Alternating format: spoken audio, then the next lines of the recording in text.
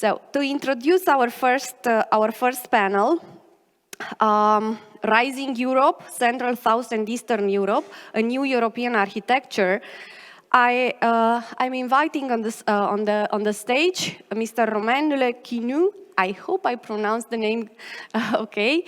Program Officer, International Republican Institute. Welcome.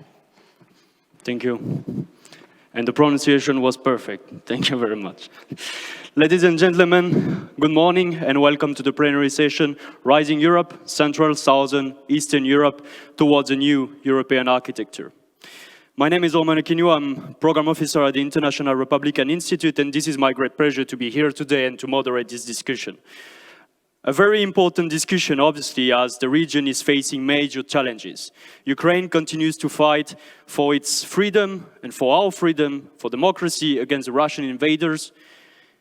Conflictual situation re-emerge in Caucasus, as well as in the Middle East, and tensions remain high in the Balkans and around the Mediterranean region. Cynically, present times also represent important opportunities for Central, Southern and Eastern European countries as the EU enlargement process seems to be revived and the strategic importance of these countries is clearly on the rise. With that in mind, the question is simple. How can we build a Europe that is more secure, that is more prosperous and that is more democratic? How to build collectively a new European architecture. And to answer these questions, let me welcome our four distinguished speakers. First, His Excellency Cameron Munter, former US Ambassador to Pakistan and to Serbia, and currently based in Czech Republic as Senior Fellow for the Center for Transatlantic Relations at the Cevro Institute. Welcome. We have also Tornike Parurava, Director of Euro-Atlantic Integration Department at the Directorate General for Security Policy and Euro-Atlantic Integration at the Ministry of Foreign Affairs of Georgia. Welcome. Also with us, Rosa Balfour, Director of Carnegie Europe. Welcome. And last but not least, Doru Frantescu, CEO and founder of EUmatrix.eu. No, I can sit there. Thank you. Let's start directly with the main question here, and I would like to turn the question first to Cameron. How are we heading towards a new European architecture? Well, thank you very much for this opportunity, and thanks to the organizers again for allowing us all to come back to Bucharest, which is always a pleasure. Look, we want to be very quick and make a few points to begin with. The question has been raised about whether there's a new architecture, but there's two elements here that I think bear thinking about. First of all, institutional change is not enough. The social change that needs to go along with the institutional change, the mobilization of people, of electorates, not only in Central Europe, but in Western Europe, in my mind, has not taken place. So that as much as we wish to talk about institutional changes, whether it's in NATO, whether it's in the European Union, whether it's in new institutions, Bucharest 9, who knows, whether or not these things take place, without the concomitant support from the public, this is not going to go anywhere. Now, the good news is, I think the war in Ukraine and even the war in the Middle East are part of a process by which people are being told by their political leaders they have to wake up and look at things. But as long as the debate is whether people are paying 2%, whether people in the East are more aware of the Russian threat than people in the West, as long as it's kind of kept in those silos, that's not the way to go. And what I wanted just to emphasize is there really are two ways of thinking of this. And the way that I look at it is that two kinds of light. One is a laser, one is a floodlight. A laser, someone who's trained as an engineer, for example, in the American military, looks at a problem, defines it, and tries to make everything else external to the problem. Focus. That kind of thinking, I think, is too prevalent in the capitals in Europe, even too prevalent in Washington. You have to have a floodlight, a broader light, which is not as precise as a laser, not looking at details as much, looking much more broadly at the intersection of society, economy, and institutions. That we have not done, and as a former diplomat who is very much a floodlight and not a laser. I do think we need more of that. So my answer is, I think the question has been raised. I think it's out there, but without social mobilization, without the levée en masse, we're not going to get that kind of institutional change that people would like to see. Thank you. Tornike, what do you think about this?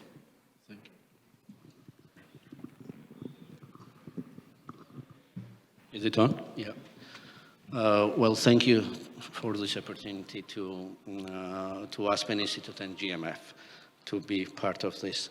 I think we are definitely heading towards the new architecture. I think new architecture is created as we speak today. And I have particular reasons. Let me take this into more security domain. I think a Russian war against Ukraine has demolished the existing, at least post-Cold War, architecture in Europe, and especially security architecture. So I think we are heading that direction already, and the significant changes are already happening. Finland has joined NATO. Sweden is joining NATO. NATO has drastically rethought its security arrangements around its eastern flank. EU is drastically reorienting its trade relations, especially its reducing drastically its energy dependence on Russia, which will have an effect and which will change the architecture definitely. The energy was a very important part of the European thinking in previous years, and it to a certain extent dictated the architecture that we had. This will have an immense effect on the nations which are aspiring to become both NATO and EU members. And I think a new architecture will be essential for restoring rules-based international order, because the order which we had in a pre-Ukraine war era never provided security arrangements for countries like Georgia, but still at the declarational level, we were told that there was security order and we were part of it. So now I think we are entering the phase where all of that is being rearranged, and we are in the process, and it will lead definitely to a better environment in Euro-Atlantic area. So a fairly optimistic view. What's your point of view, Rosa? So first of all, thank you very much for inviting me here. It's very nice to be here in Bucharest at this forum. I would say in terms of architecture, I mean, we're talking about existing institutions that are going through, and this is the beginning of a big shift, and we need to see where that big shift is going to go. The first point, NATO and security. NATO enlargement has already happened. NATO refocusing its core mission on the European continent. This is happening. As far as the European Union is concerned, we're at the very beginning of a process, and we need to see where that process is going to lead. I'm optimistic to the degree that I think the EU can transform itself, can include countries such as Ukraine and Georgia. But of course, it's a long path there. There's one institution that we haven't talked much about, and that is the Organization for Security and Cooperation in Europe, OSCE. That's not doing very well at the moment, obviously because it includes Russia. But actually, if we think about post-war Europe, we do need the type of competences that the OSCE has embodied to bring reconciliation on the continent. So there's a big gap there. And I'm not entirely sure that the EU and NATO are going to fill that gap. So it's, the architecture, it's the existing architecture rather than a new architecture. It's at the beginning of a process of transformation, but that path is a long one and will require a lot of political will, and also, as the ambassador was saying, it will require the involvement of citizens, and it will require a new political consensus on a wider European continent. Absolutely. Doru, you are the communication guy here. How do you pitch the European architecture? Well, Indeed, I could only agree with my fellow panelists that this architecture needs to be done in sync with the European population. You need to have the population on board in order to do this, because just because we're starting a process of creating a new European architecture doesn't mean necessarily that it's going to be successful. No, there have been processes in the past that have been successful, the latest one being the Lisbon Treaty reform, but there have been other processes like the constitutional reform at the beginning of 2000s, which didn't go well precisely because the population was, in some countries at least, was not in sync with the whole process. Therefore, communication-wise, we really have to make sure that the population is on board with this. And it's good that we started talking about this because Europe needed a new momentum. There was a little bit of fatigue in the reform of the EU. It needed a new momentum. Of course, we're not talking about the EU alone. We're also talking about the whole region that will be included in this European political community. But it's good that we're starting the debates, but we have to be very careful with the debates and the direction in which they are going and the implications. There is a lot of enthusiasm as at the beginning of any reform. When people hear about a reform, good, great, because everyone thinks that their interests will be better defended, their interests will be better represented in the new architecture. And then when the actual negotiations start, that risks entering into a fatigue, that risks creating some frustrations when you see that actually the direction in which it's going is not necessarily what you hoped. And there's a lot of hope at the beginning, not all of it is confirmed. Therefore, I think the process is not going to be easy, it's going to be complicated. There is a lot of enthusiasm here in Central Eastern Europe that the role of these regions will be better covered. We'll have to see how that is going to go. There are, elements that may go in its favor, like the repositioning of the center of gravity, as some people say. Then there is the big discussion about removing the unanimity and entering into qualified majority for all of the matters to be discussed in the Council. That's a very complicated issue, because it can go in all directions. Yeah? So, for example, in the country that we're in, removing unanimity would have helped this country entering the Schengen zone, so excellent, that unanimity would be removed. But that's just one situation. In other situations, the small countries are in minority in the Council. Yeah? The small countries are in minority when it votes with the qualified majority. The big countries still have the upper hand because they have bigger population, bigger voting power, so you have to be careful where this goes so that nobody feels alienated at the end of this whole process. Thank you very much. You said complicated. We will continue on a complicated topic. And I would like to address a second subtopic of this question, which is the East-West divide, the divide between the countries in the eastern part of Europe and the western part of Europe. Since 2022 and the full-scale invasion of Ukraine by Russia, we can see that the center of gravity, or at least we discussed that the center of gravity in Europe is moving towards the east.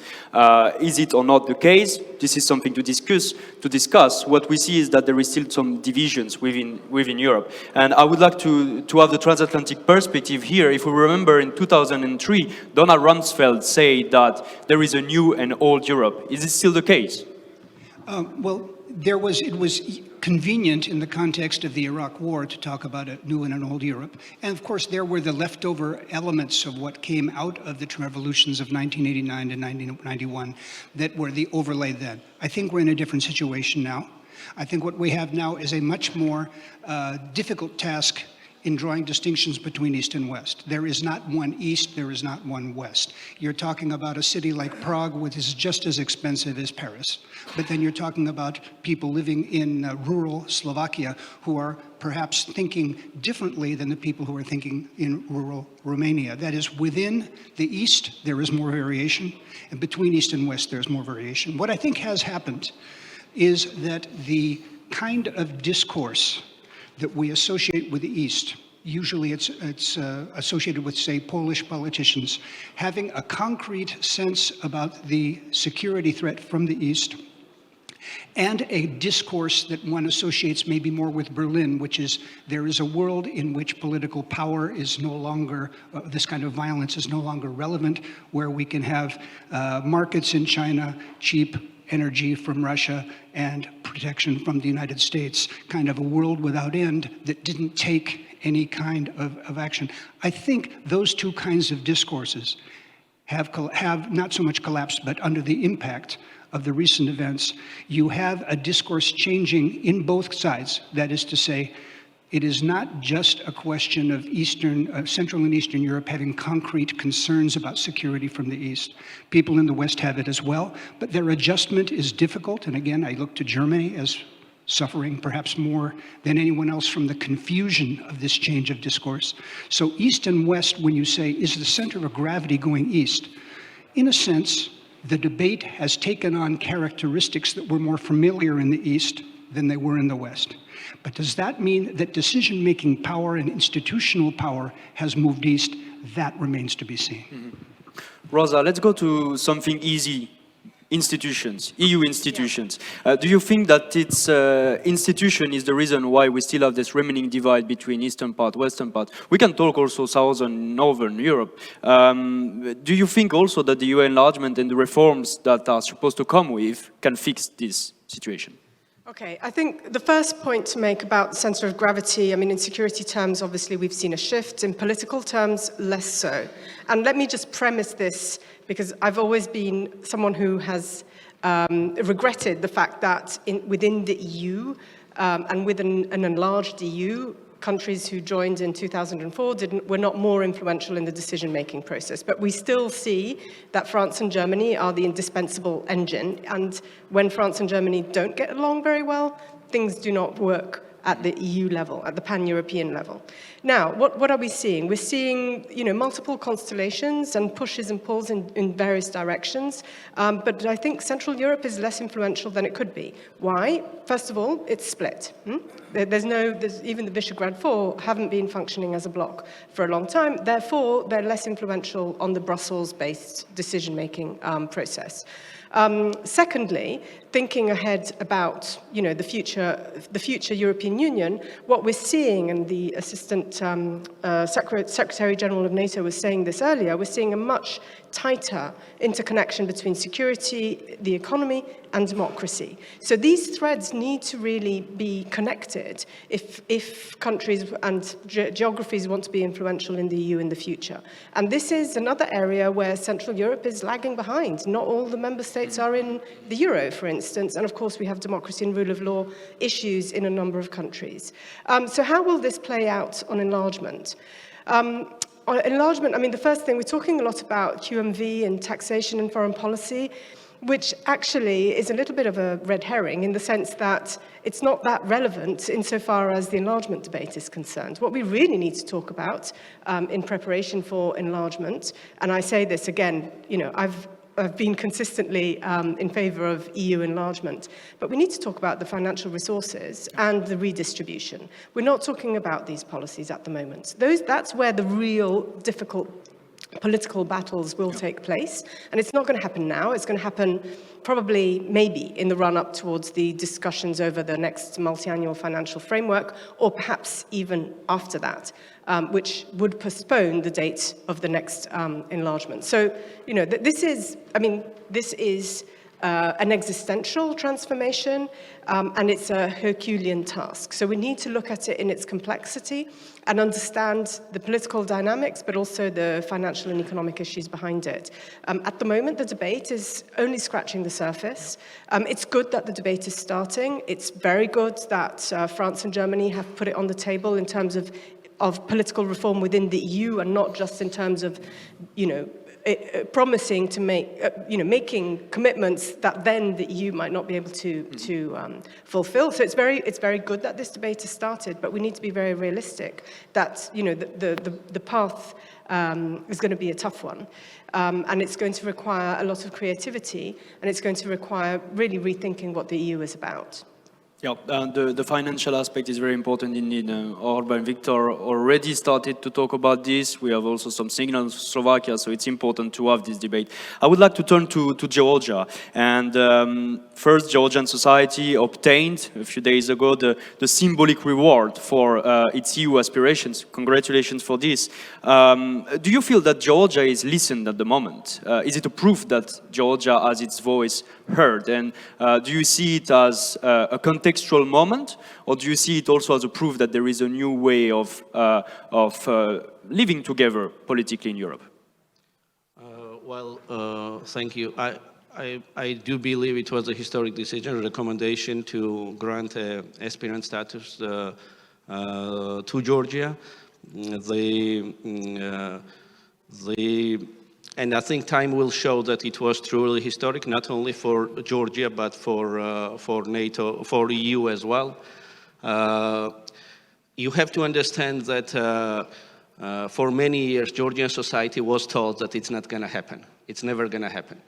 There were particular forces domestically and externally who were trying to persuade Georgian population that it's a mission impossible. So your government is lying to you when it says that you are moving towards EU and NATO. It's never going to happen, and you have to rethink your priorities. And I think the resilience was discussed yesterday in this room, and I think Georgian society demonstrated a very significant example of resilience in the face of very strong, very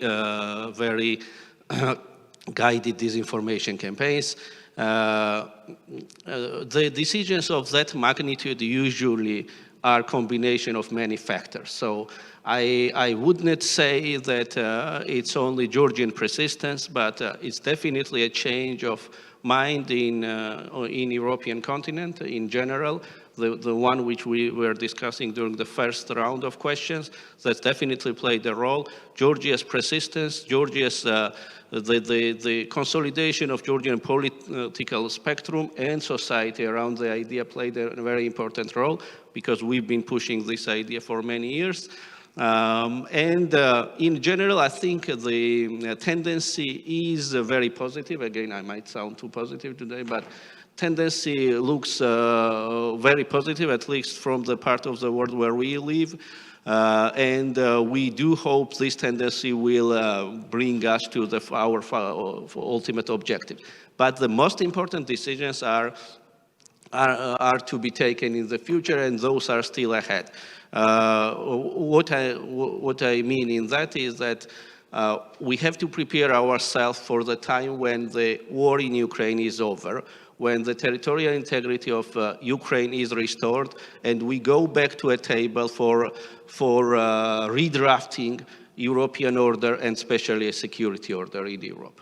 In that context, we have to make sure that countries like Georgia and Moldova and others who strive towards European and Euro-Atlantic integration have their voice heard. My worst fear is that people will be so happy with the situation being resolved in Europe, that in Ukraine, sorry, that the other countries will be left in the bloom again.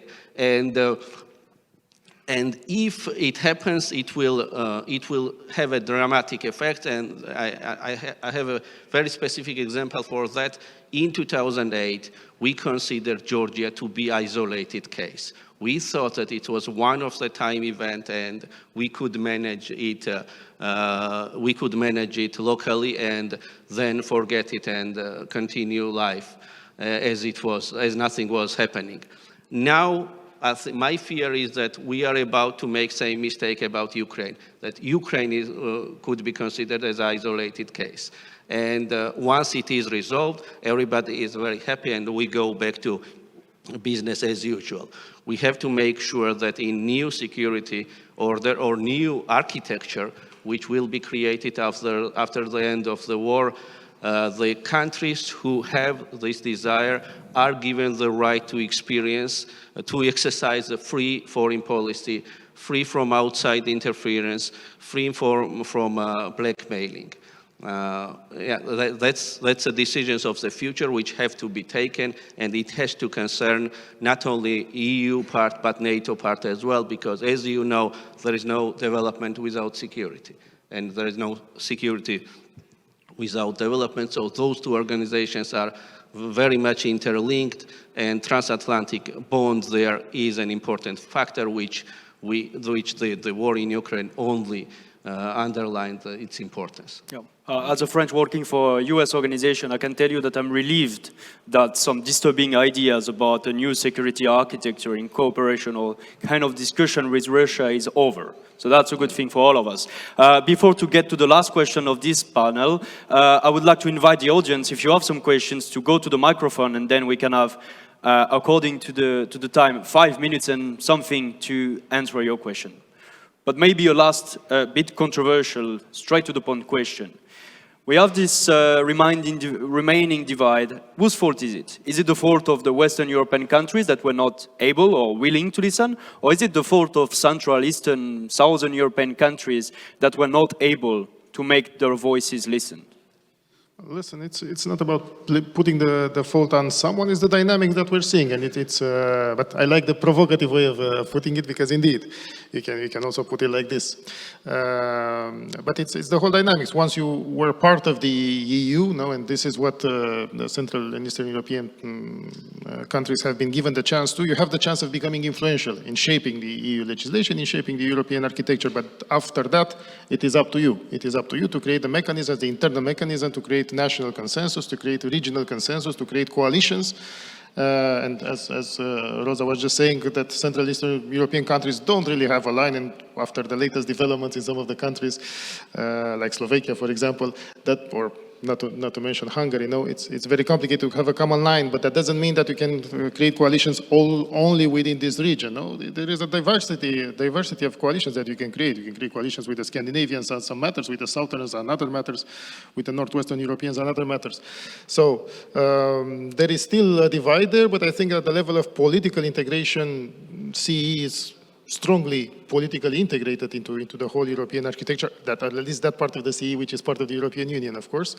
There is, of course, the economic gap, which is still there, and which is preventing a harmonization of the policies, but which also results in a certain divide when it comes to the policies, because whereas at the beginning, when these countries joined the EU, there was a lot of enthusiasm and everyone in the CE was following the lead of the Franco-Germans on all of the policies just because they were happy to be part of the club.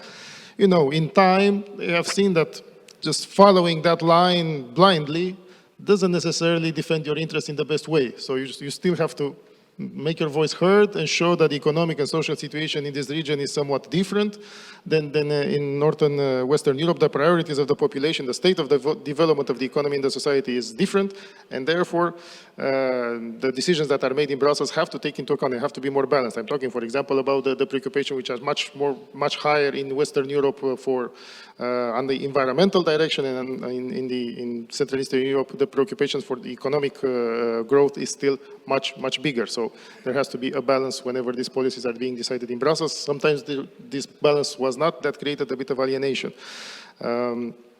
Now, what can be done in the future?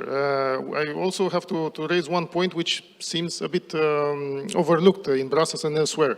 The governments across Europe are becoming increasingly unstable. Otherwise said, the governments fall faster and faster across the EU. There is an increasing instability. There is the speed of replacing the politicians at the top echelons is increasing. This is a phenomenon that we're seeing from Portugal.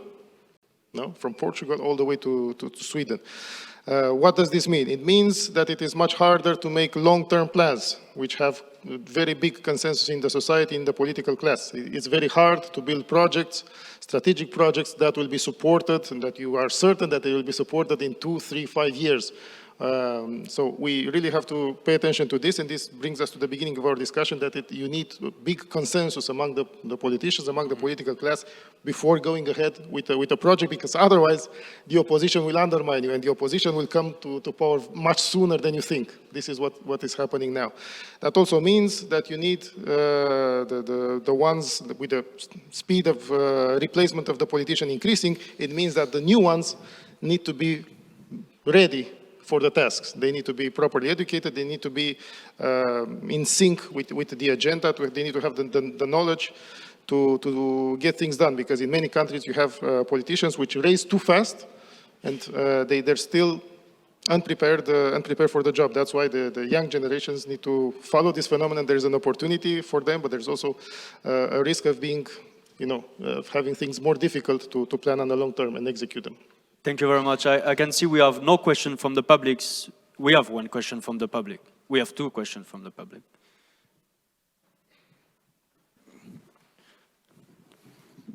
Oh, okay. Hello. My name is Liliana Popescu. I'm coming from academia. And as an academic, I'm going to ask a very uncomfortable question. how can we talk and under what conditions? Of course we can talk, but under what conditions we can talk about new European architecture under the conditions in which Europe is under attack. And we know that. We know the warnings of Mr. Putin saying that he wants Europe to go back to 1997. So, yeah, this is my question. Thank you. Who would like to answer? I'll give it a shot. I think that we have had a transformation in all capitals, in all different ways, to recognize that we can't deal with Putin the way we've dealt with him before. Now, does that mean we have a unified answer? No.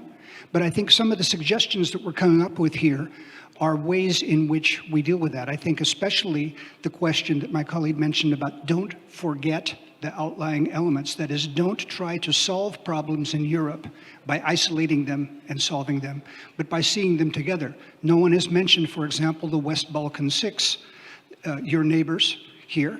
If we keep looking at the West Balkan Six as an isolated kind of incident, I think we get nowhere.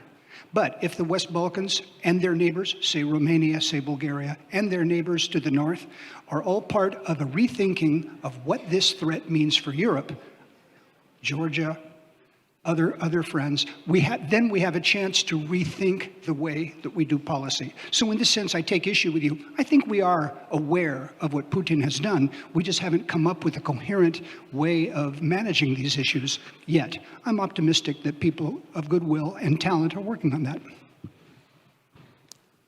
If I may, to continue that line, I think the request which you mentioned, going back to 1997, the borderline, is exactly the reason why we need to rethink the existing architecture. I think one of the important lessons that we have to learn out of this war again is that the spheres of influence and the so-called neutrality areas, the buffer zones, didn't prove to be right approach.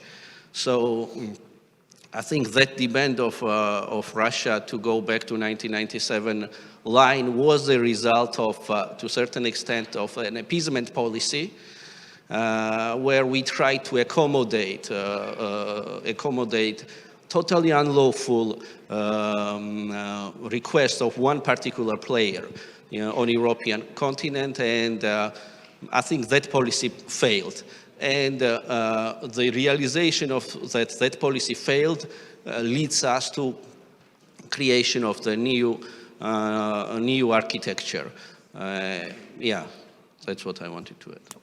Oh, I agree 100%. I mean, that's what Putin's invasion of Ukraine led to, that realization. That's what it took.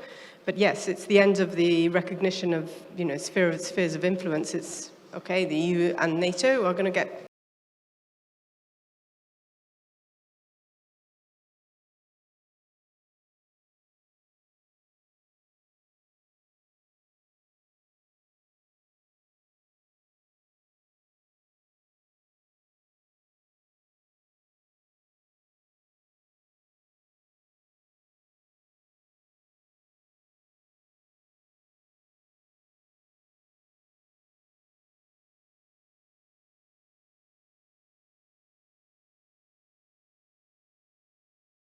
if the Russians are not to be allowed to win in Ukraine, it's necessary to continue to support Ukraine. But that can only be done by mobilizing a certain amount of emotion behind it and not ceasing to be angry, not ceasing to look at what is happening every day and letting it become normalized.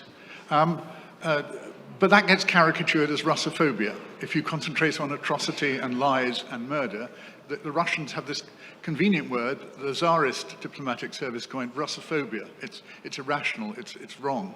So it seems to me that what's necessary is a kind of Russian disgust, not to individual Russians, but to the behaviors of the Russian state. But if that is mobilized, how do you integrate Russia in a new security architecture the day after? How is it possible, in other words, to remain sufficiently determined and yet not create a chasm between Russia and the rest of Europe, which would be impossible to bridge in the new architecture. That surely is part of our problem, isn't it? Would like to... Yeah, well, please. I mean, I think this is a huge problem. And I think Europeans haven't quite made up their minds whether we're fighting Putin or whether we're fighting Russia. And I leave that open because I think this is an open question. But a lot will depend on what happens in Russia. And I think the general consensus is in the entire West is that the West is not pursuing regime change. It's down to Russians to decide what their future will be. And depending on that future, then the new agreement or architecture or the way in which the West engages with Russia will be shaped very much by what happens domestically. There's been, I think, partly because of the bad reputation of the regime change policy that the US was pursuing from 2003 onwards, there's been great reluctance to say anything about domestic politics in Russia. But there's also been great reluctance to judge the Russian people on the basis of what is happening. These are people that have been under dictatorship or various, forms of dictatorship forever. And, how Russia is going to evolve is a question that is beyond the influence of the West. I think one of the problems we have is that there is a certain overload, that there are tasks that are immediate, and this task, for example, the support of Ukraine militarily, various other questions that we've talked about. And the idea to overplan, that is to anticipate where Russia will be 5 years from now and what kind of architecture will come up, is something that, in my opinion, is probably not as fruitful as making sure that we win the war. And, you may have Donald Trump in the White House in 2025. And if you have Donald Trump in the White House and you've made a plan based on the consistency or the trajectory of how current American politics works, your plan is not going to be worth much. So I guess I'm not trying to argue against the concept of planning. It's a great question. Where does Russia fit in? I'm just not sure we're at a point yet where we have the foundation on which we can build a coherent notion of how we deal with Putin, post-Putin, and Russia at this point. And that will be the conclusion. Before to go back to the stage, I would like to say a few thank you to the organizer for the opportunity of this discussion, and also more generally to the possibility to have these 2 days of interesting and engaging conversations. Thank you to the audience for attending, listening, and asking a few questions. And please join me to thank our excellent speakers for this discussion. Thank you very much.